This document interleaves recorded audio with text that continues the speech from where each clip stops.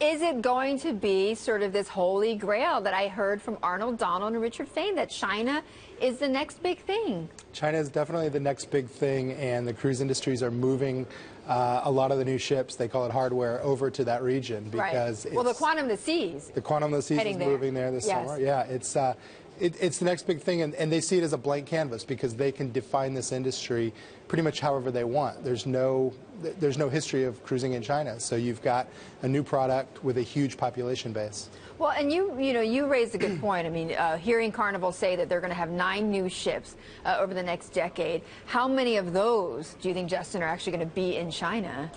I wouldn't be surprised if 4 or 5 of those go to China. They're not saying anything about where they're going or what brands they're going to. Right. But it's a fair bet that they want to have brand new ships over there, just like the competitor Royal Caribbean is doing now. This week they announced a second brand new ship is going into China. So it's not just the Quantum, but it's the second Quantum class ship as well. So the Chinese definitely want the new product. They don't want an older ship that sailed in North America and then moving over. Right. They want brand new. They want all the bells and whistles. Right. And by the way, there could be no better place for the Chinese than a cruise ship. So I was there. I went on the Carnival. I went on the Quantum. And the Chinese love. I hate to stereotype, but I'm Chinese, so I can do this. Okay, so they love shopping. They love eating. They love gambling.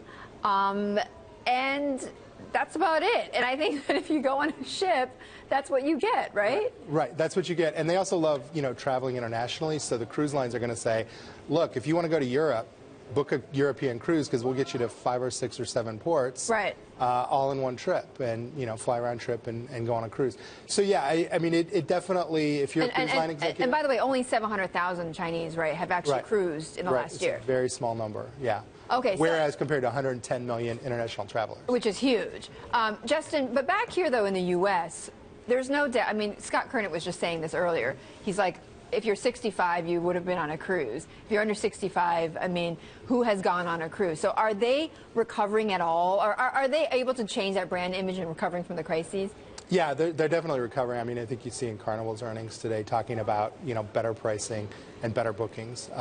People are coming back. What they're hoping is going to happen is that all these brand new ships with the new amenities, it's a way to sell of like, look, whatever you thought about the old ships, just come on the new ship and see what we can do now.